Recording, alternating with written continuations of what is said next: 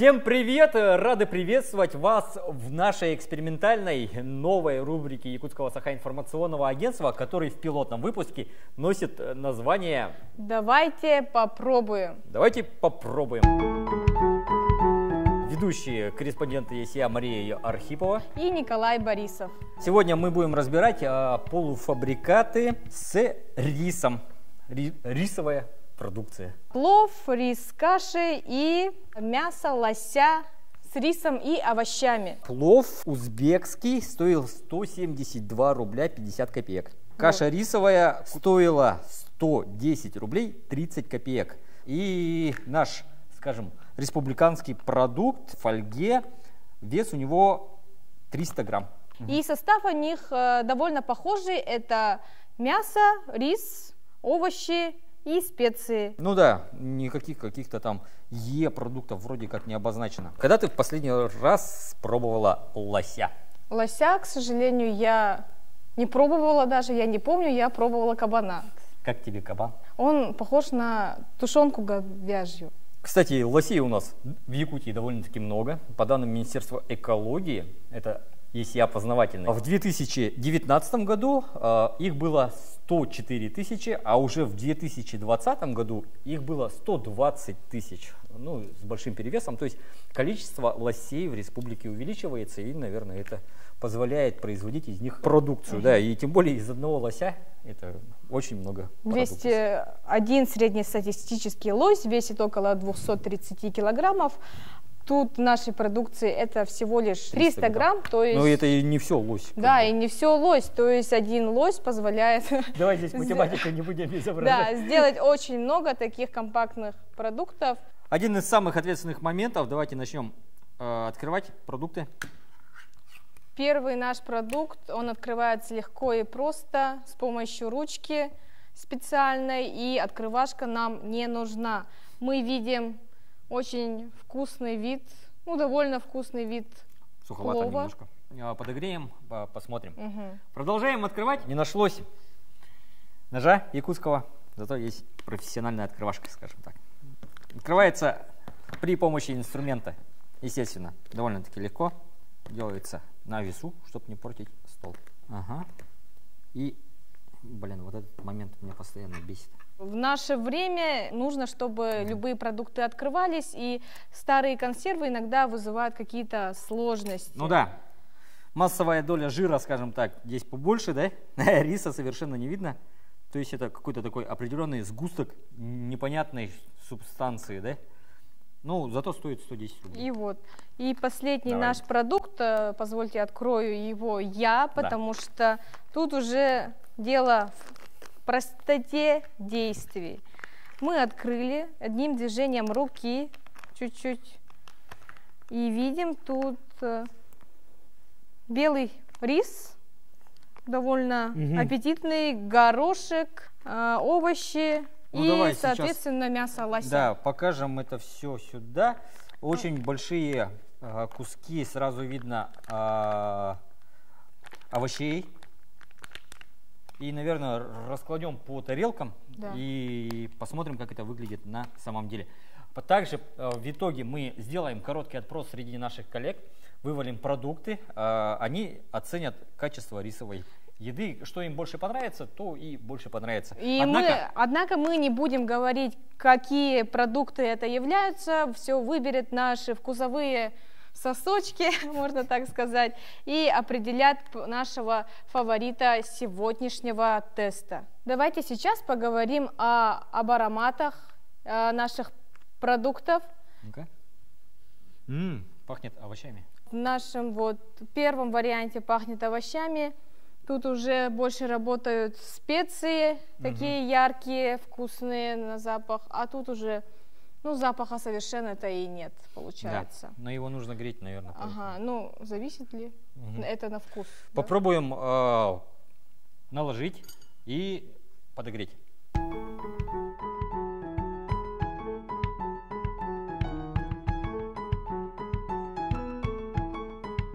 Ну да, конечно, такой себе продукт, он и отвечает своей цене, скажем так, да, на вид. Тут больше жира больше, чем самих продуктов, даже, мне кажется. А мясо-то даже не видно, видишь. Какая-то кашица получается. Накладывай второй. Мы накладываем нашу местную продукцию. Очень легко, кстати, вываливается. Да, рассыпчатый рис, овощи, мясо. Если мясо, я не вижу пока его. Пока мы... А вот, мясо где-то... Внизу, да? Во, мясо находится в конце, то есть... Тут вообще... О боже, тут огромный кусок лосины. Лосятины? Боже, подождите. Его нужно расковыривать? Да. Ну там прям целый кусок, короче. О! Боже, тут, учитывая, что тут только всего лишь 200 грамм, из них 300 грамм, из них половина, мне кажется, вот составляет именно мясо лося. То есть разница существенная, вкус есть, овощи, рис и... И на цвет оно прям красивое. Огромный кусок сразу мяса. Видно, что вот тут мясо. Ну и плов, прошу. Плов узбекский, выглядит он довольно вкусно, на самом деле, похож на реальный плов, который готовят в казане. Мы расковыриваем его и... Не видим мяса. А нет, есть кусочки. Есть кусочек. Да, неплохо там. Довольно-таки нормально. Отлично, отлично. Довольно-таки много. Да. Вот. Мне кажется, на свой субъективный взгляд, два основных конкурента, это, естественно, вот этот продукт и вот этот. Здесь мясо, 110 рублей на 300 грамм еды условной, да, это, конечно, дешево. В принципе, тут даже мясо есть, кажется. Но на внешний вид он, конечно, проигрывает. Ну да, это ужасно просто. Здесь прямо видны куски, здесь один огромный мощный кусок лосятины. Пригласим наших коллег, пусть они попробуют и оценят 3 блюда.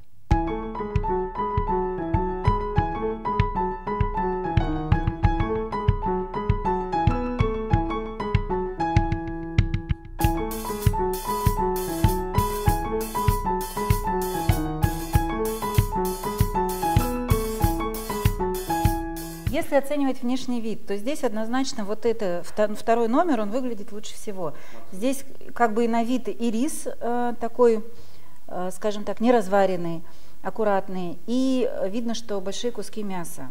На втором месте, вот по моему мнению, вот этот должен быть номер 3, потому что здесь тоже достаточно такой хорошо сваренный рис, и в целом кусочки мяса тоже достаточно большие, похожие на мясо. И третье место это номер 1, потому что здесь рис явно разварен. Это вообще очень сложно понять, что это рис, гречка, мясо, тут какой-то только намек.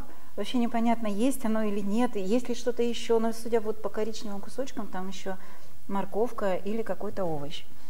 Теперь, что касается вкуса. По вкусу мои оценки не совпадают. Значит, у меня получается, я начну с последнего, да, на последнее место я поставила номер 2. Несмотря на то, что здесь достаточно хорошо сваренный рис и мясо, я его попробовала, это, вот прям, да, мясо, у него есть какой-то привкус. То ли это какая-то специя, то ли это связано с овощами. Мне сложно сказать, мне сложно было его идентифицировать, но мне этот привкус не понравился. На втором месте вот это блюдо, потому что, несмотря на его такой не очень, скажем так, эстетичный вид, я бы сказала, но в целом вкус у него неплохой. То есть, если уж совсем, да, может, я бы им пообедала. И на первом месте получается вот это блюдо, потому что у него наилучшее соотношение вкуса, и плюс внешнего вида. Все-таки еда должна быть аппетитной. Тут, видимо, что-то типа шафрана, я не знаю, потому что рис, как и положено в плове, рис такой желтоватый. Если в целом подвести итог, то на первом месте у меня номер 3. На втором месте все-таки я считаю, что вкус это первично, это номер 1. И на третьем месте номер 2. Так, по внешнему виду третье место это блюдо, на втором месте второе блюдо и лучшие по виду. И по вкусу, соответственно, тоже лучше, мне кажется. На второе место по вкусу, скорее всего, это, потому что с овощами, все такое. И на вкус лучше кажется все-таки. И на третьем месте все-таки по общим показателям первое блюдо. итог. На первом месте у нас блюдо номер 3. Так, второе место второе блюдо и третье место, соответственно, первое блюдо. По внешнему виду мне больше всего понравилось третье блюдо. В принципе, вот когда я думаю о плове, я всегда представляю то, что вот у него много специй, и поэтому вот по внешнему виду вот прям видно, что вот в него положено много специй, он такой желтоватый. Ну, мне лично такой плов нравится. На втором месте я поставил вот этот плов, номер 2. В принципе, выглядит неплохо, но немного бледноватый. И, как я уже сказал, у меня вот ассоциации с пловом такие, что вот, он должен быть такого яркого насыщенного цвета. Ну и последнее место я определенно даю вот блюду номер 1, потому что у него прям какая-то жижа, вообще непонятно, на него смотришь, вот, на что это должно быть похоже. Это не похоже на плов. Но это по внешнему виду, по вкусу. На последнем месте вот, возможно, тоже из-за внешнего вида, вот я поставлю тоже вот блюдо номер 1. На второе место я поставлю, и в принципе вот первое и второе место вот у меня примерно одинаковое, но на первое место я все-таки поставлю вот блюдо, вот, которое мне казалось по внешнему виду, тоже хорошо выглядит. По вкусу, в принципе, оно нормальное, хорошее, но он немного суховат. Вот это единственное, что мне не понравилось. Ну и на второе место, получается, вот я ставлю вот блюдо номер 2. В принципе, по вкусу оно мне в целом понравилось, я бы его кушал, но у него вот есть какая-то кислинка, которая вот меня немного смутила. Ну вот, наши коллеги-эксперты продегустировали блюда, и, Маша, ты согласна с ними по оценке? Подводя итог нашей дегустации, я соглашусь с нашими приглашенными коллегами, которые оценили 3 разных вкуса. Узбекский плов выигрывает со значительным отрывом за счет своей Классической формы и содержания. Да, за счет специй, яркого вкуса, запаха, то есть он такой же, как и должен быть внутри казана. Опять же напомню про стоимость. 172 рубля. Угу. То есть оно еще и довольно бюджетно. А на втором месте находится наш местный продукт мясо лося с рисом и овощами. Если бы, например, лично мое пожелание, было бы хорошо, если было чуть больше специй. В целом все, очень вкусное мясо. Хочется сказать пару слов в защиту. Просто мне кажется, что люди пока не привыкли есть мясо лося. Почему? Потому что, действительно, его не каждый день кто-то у себя видит, кроме, может быть, каких-то таежных территорий, где постоянно это все пробуется. Люди привыкли просто к плову, поэтому такие, наверное, оценки пошли. На мой взгляд, огромное количество мяса, рассыпчатый рис, баланс овощей. Это очень большой плюс. В то же время, конечно, рано, как экзотика за 220 рублей. Это сойдет, я считаю, нормально. Это, третий наш продукт. Тут даже, кстати, не написано каша, там просто рисовая с говядиной. За 110 рублей в поход можно, наверное, взять. Но не рекомендуется. Каждый день я такое не ел. Да, так что к чему мы приходим? Приходим, что каждый сегмент с рисом найдет своего потребителя, в принципе. Можно классический рис, нашу такую экзотическую немножко продукцию попробовать за 220 рублей, это вполне себе. И когда... Совсем плохо. Не совсем плохо. Когда едешь на большую компанию, например, что-нибудь быстро сварганить, в принципе, почему нет? Да. В целом вышло довольно неплохо, вкусно и доступно. Считаю что надо рекомендовать наш местный продукт, не забывать и о других наших отечественных продуктах и вообще продвигать свою линию. Да, обязательно. Ходите в походы, ешьте вкусно. Давайте попробуем.